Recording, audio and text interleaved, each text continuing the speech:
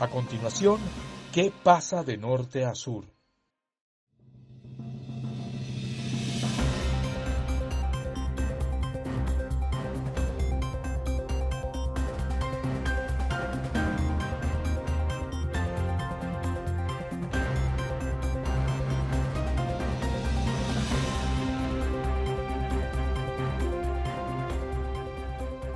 Amigos de VPI TV, bienvenidos a una nueva emisión, nueva entrega de ¿Qué pasa de norte a sur?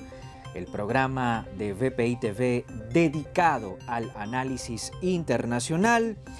Tal y como suele suceder cada semana, se encuentra con ustedes Alejandro Linares Mendoza, periodista y analista internacional.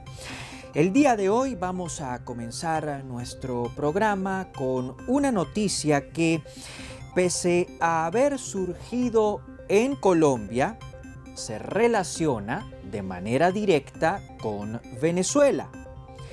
Les estamos hablando del aparente plan de paz que la administración del presidente Gustavo Petro estaría por presentarle al Ejecutivo que se encuentra encabezado por Nicolás Maduro. De acuerdo con el diario español El País, un rotativo que ha citado fuentes confidenciales, la propuesta se encuentra sobre el escritorio del presidente Petro, quien al parecer la ha reenviado al Departamento Administrativo de la Presidencia de Colombia y a su vez a la Cancillería colombiana.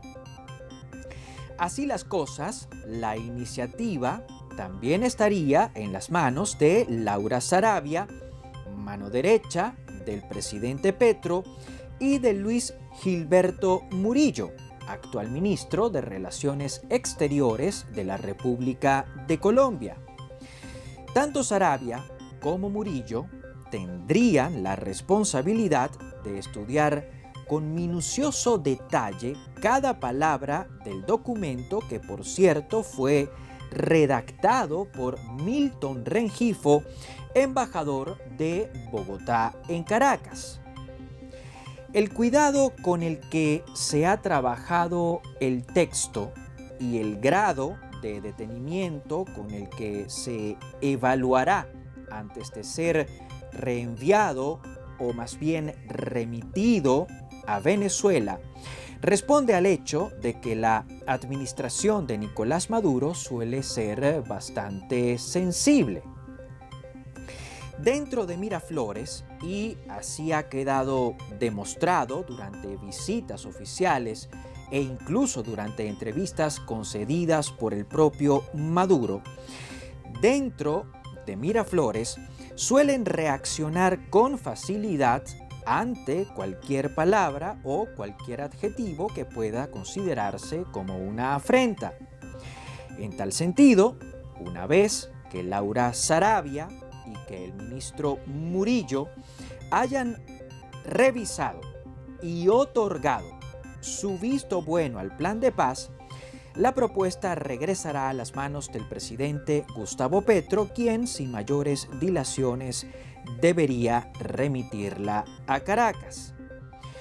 Luego de que eso ocurra, la pelota quedará en las manos, o más bien en el terreno de Nicolás Maduro y de su círculo más íntimo. Las autoridades venezolanas deberán leer la iniciativa y después de ello tendrán que decidir si la aceptan o la rechazan. En caso de que Nicolás Maduro le otorgue su plácet al denominado Plan de Paz Política, y en caso de que esto ocurra antes del 10 de junio de este año, el Consejo Nacional Electoral de Venezuela deberá ponerse en marcha. Según lo previsto, el poder electoral venezolano tendrá la tarea de organizar un referendo que, de darse, se realizaría el 28 de julio, es decir, el mismo día en el que han de desarrollarse las elecciones presidenciales en suelo venezolano. La idea, en función de lo que se ha explicado, es que los ciudadanos, además de votar para escoger a su próximo mandatario, lo hagan para autorizar o no la aplicación del plan de paz propuesto desde Colombia por el gobierno de Gustavo Petro.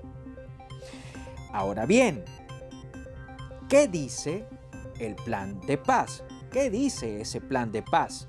Y sobre todo, ¿qué es lo que se busca, lo que se está persiguiendo con ese documento? El objetivo general y por tanto el principal es el de lograr que Venezuela retorne a la democracia. Desde Bogotá creen que para que eso suceda es imperativo que la oposición venezolana, encarnada por María Corina Machado y por Edmundo González Urrutia, pacten, o más bien pacte, con Nicolás Maduro una transición pacífica y en paz. En consecuencia, el plan de paz de Petro serviría como una hoja de ruta para que las partes acepten la victoria de uno u otro sector luego de los comicios presidenciales del 28 de julio. La propuesta de Gustavo Petro también contempla garantías de modo que tras la contienda electoral ni la oposición ni la administración Maduro se sientan amenazados. Lo anterior quiere decir que si se refrenda y se aprueba la iniciativa surgida desde Colombia, la oposición venezolana y el sector político que encabeza Nicolás Maduro tendrán que comprometerse a no agredirse, perseguirse ni encarcelarse independientemente de quien gane las elecciones presidenciales.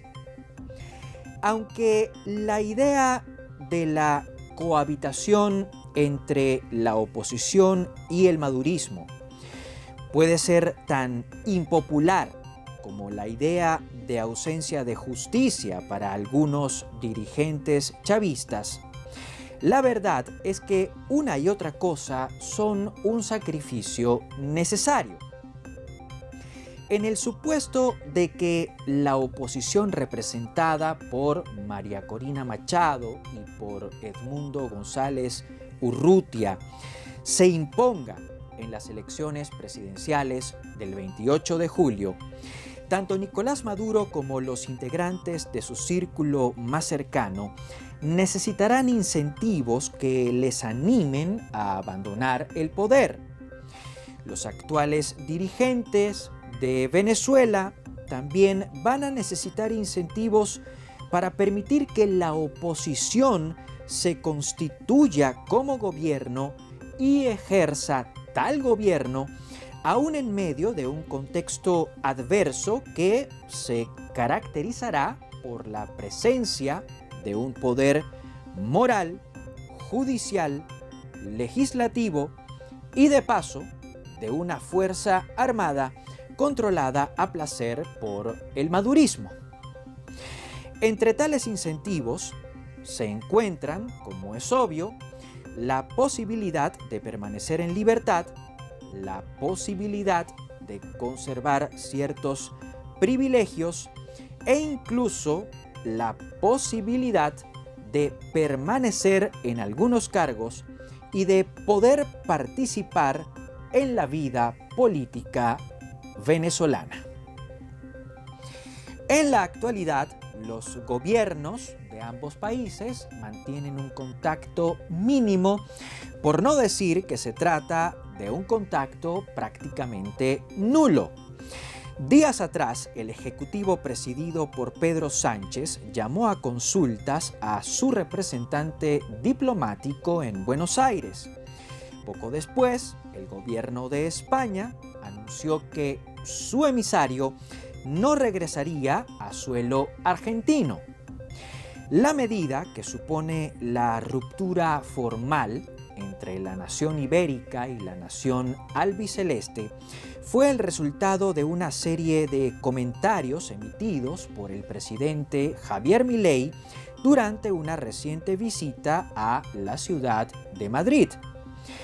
Milei, jefe de Estado de la República Argentina, fue invitado por el partido ultraderechista Vox a una conferencia que se desarrolló en la capital española. En ese encuentro se dieron cita líderes de Vox, pero también importantes figuras del conservadurismo mundial. Entre esas personalidades estuvo, por ejemplo, la lideresa francesa Marine Le Pen y, como les hemos comentado, el primer mandatario argentino. Al momento de hacer uso de la palabra, y pese a estar en territorio español, Javier Milei no dudó en cargar contra Pedro Sánchez. El gobernante no titubeó al mencionar a Sánchez ni al referirse en tono de burla, en tono burlesco, al escándalo de corrupción que ha opacado la figura de Begoña Gómez, primera dama de España. De acuerdo con un grupo que escruta a los dirigentes españoles, Gómez está inmersa en aparente tráfico de influencias. La mujer, así como algunos de sus socios, habrían aprovechado su cercanía con Pedro Sánchez para beneficiar a algunos privados, pero también para conseguir beneficios personales. Esos señalamientos, que fueron sometidos al estudio de la justicia española, fueron recordados por Milei durante el discurso que ofreció en la conferencia organizada por Vox. Tienes una esposa corrupta y te tomas 5 días para pensarlo, espetó el presidente argentino en clara referencia al periodo de reflexión que se tomó Pedro Sánchez justo después de que se hicieran públicas las acusaciones contra su cónyuge. Las palabras, poco mesuradas, a decir verdad, resultaron inaceptables, absolutamente inaceptables y escandalosas para el Ejecutivo español. Desde allí, tal y como hemos dicho, llamaron a consultas a su embajador y además solicitaron una disculpa formal de parte de la presidencia de Argentina. En Buenos Aires, sin embargo, optaron por no disculparse con el argumento de que Pedro Sánchez había golpeado de primero. De hecho, según el Ejecutivo argentino, el presidente del gobierno español, el señor Pedro Sánchez, ofendió a Javier Milei cuando éste competía por la primera magistratura. Sánchez habría injuriado a Milei al manifestar su simpatía por el entonces candidato kirchnerista Sergio Massa. Por otro lado, y de forma reciente, el ministro de Transporte de España sugirió que Javier Milei consume sustancias no permitidas. Tales agravios son los que, a juicio del gobierno de Argentina, justifican la arremetida de Javier Milei contra Pedro Sánchez y contra su esposa Begoña Gómez. Sin embargo, y más allá de este incidente puntual, es sabido que el jefe de Estado argentino suele tener un carácter explosivo, un carácter que le lleva a exhibir reacciones virulentas. En plena campaña electoral, en su tiempo como candidato, sin dudarlo, Javier Milei aseguró que solo se aliaría con Estados Unidos y con Israel, descartando de ese modo cualquier tipo de vínculo con China, un país al que calificó como una república comunista. Aquel comentario provocó incomodidad en Pekín. De hecho, desde allí, el Ministerio de Relaciones Exteriores de China extendió una invitación al entonces candidato Milei para que visitara al gigante asiático. Por otro lado, y durante los 6 meses que tiene en la presidencia, Javier Milei ha chocado con los gobiernos de Colombia y de México. En una ocasión, el líder argentino afirmó que su similar de Colombia, el presidente Gustavo Petro, era un asesino terrorista. Así llamó Javier Milei a Gustavo Petro. En otro tanto, Milei se refirió al presidente mexicano Andrés Manuel López Obrador, tildándolo de ignorante. Con esos antecedentes es posible preguntarse si los choques entre Milei con sus colegas de Iberoamérica responde únicamente a su carácter volátil. Ciertamente Milei, un economista y ex académico, no es un hombre que se formó dentro del ámbito de la política. Su ausencia de pasado, dentro de esas lides, le favoreció en sus aspiraciones presidenciales, pero en la actualidad parece estarle pasando factura. En las naciones con regímenes presidencialistas, los presidentes, más que simples gobernantes, son además jefes de Estado. Eso les confiere una majestad que debe ser honrada y que por tanto no debe ser menospreciada. Cuando un jefe de Estado como Javier Milei habla, debe estar consciente, debe ser consciente de que no solo lo hace en nombre propio, tampoco lo hace únicamente en nombre de su parcialidad política. Los jefes de Estado hablan siempre en nombre de sus respectivos países y, por consiguiente, en nombre de sus respectivas sociedades. De igual modo, y por norma básica de protocolo, es necesario mantener siempre el decoro. Por consiguiente, visitar España y aprovechar una audiencia española para hablar mal sobre el jefe de gobierno de ese país podría considerarse una falta de educación y además una completa ausencia de compostura. Estaremos hablando sobre el voto hispano en los Estados Unidos. Como es bien sabido, tanto por ustedes como por nosotros, este año los estadounidenses celebrarán elecciones. Los comicios permitirán renovar una parte del Parlamento, pero también permitirán escoger un presidente. En la contienda por la Casa Blanca se encuentra el expresidente Donald Trump, quien es el abanderado del Partido Republicano, y el presidente Joe Biden, quien representa a los demócratas y quien pretende continuar en el cargo por 4 años más.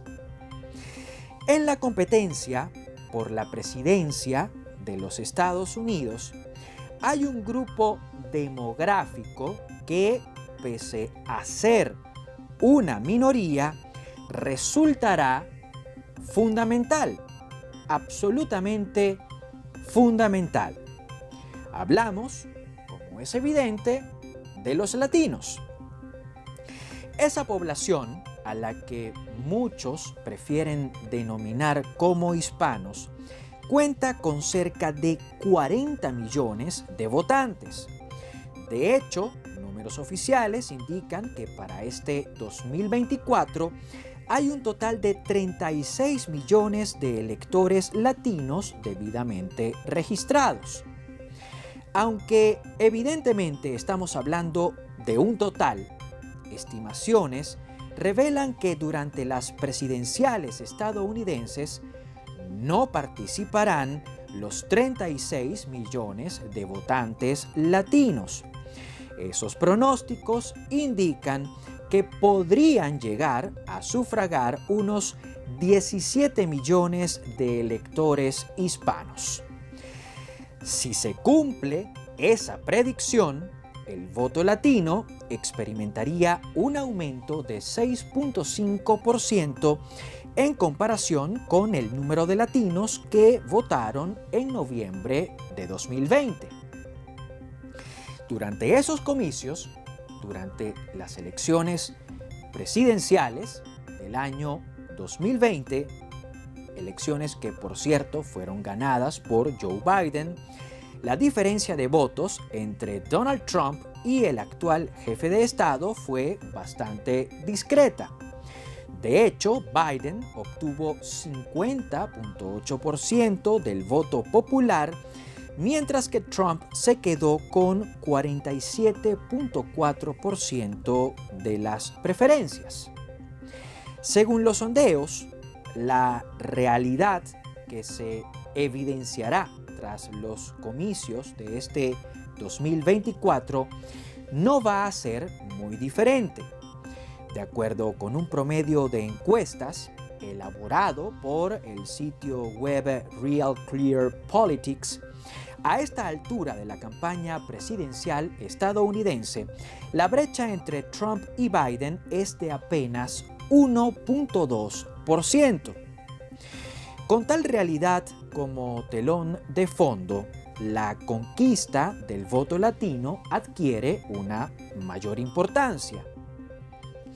Se sabe que, pese a ser una minoría, pese a ser un grupo minoritario, los electores hispanos tienen el peso suficiente como para inclinar la balanza a favor de los demócratas o, por el contrario, a favor de los republicanos. Por ende, tanto un partido como el otro están en la necesidad de entender cuáles son los temas que empiezan a interesarle a la comunidad latina.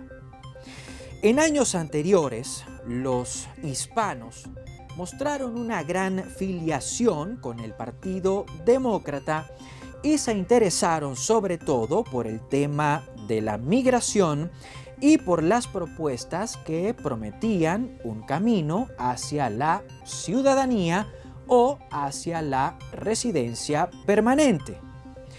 En el presente, sin embargo, los intereses de la población latina son tan variopintos que al día de hoy conforman un abanico bastante amplio. Entre los temas que importan a los hispanos sigue estando la migración y el trato a los indocumentados. No obstante, a ese tópico o a esos tópicos se han sumado otros particulares como la inflación, el derecho al aborto y las libertades religiosas. A los latinos de hoy en día les preocupa incluso el tema de la seguridad y la delincuencia, así como la amenaza que supone el terrorismo islámico. Por ese motivo, desde los partidos políticos y desde las organizaciones que respaldan a una u otra tolda, se han activado las maquinarias. A comienzos de este año, luego del discurso del Estado de la Unión, la campaña del presidente Joe Biden inyectó 30 millones de dólares en publicidad dirigida a las minorías, entre ellas la población latina.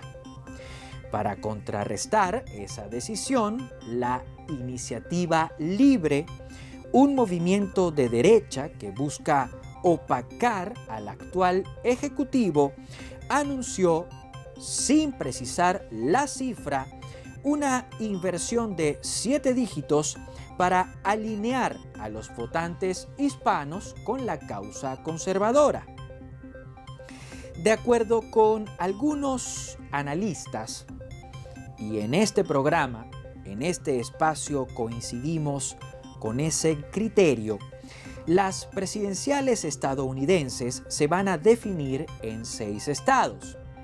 Les hablamos de Arizona, Georgia, Michigan, Nevada, Pensilvania y Wisconsin. Entre esas entidades hay por lo menos 3, Arizona, Georgia y Nevada, con una muy importante y muy influyente población hispana. Esa es, por supuesto, otra razón para buscar adjudicarse el favoritismo de los latinos. Con ese último comentario y con toda esta reflexión acerca de la importancia que tendrá el voto latino durante las presidenciales estadounidenses, vamos a ponerle punto final a esta entrega de ¿Qué pasa de norte a sur?, el programa de VPI TV dedicado al análisis internacional. Como de costumbre, estuvo con ustedes Alejandro Linares Mendoza, periodista y analista internacional. Gracias por habernos acompañado, gracias por haberse quedado con nosotros hasta este momento y, por supuesto, no olviden que estar con ustedes siempre será un placer.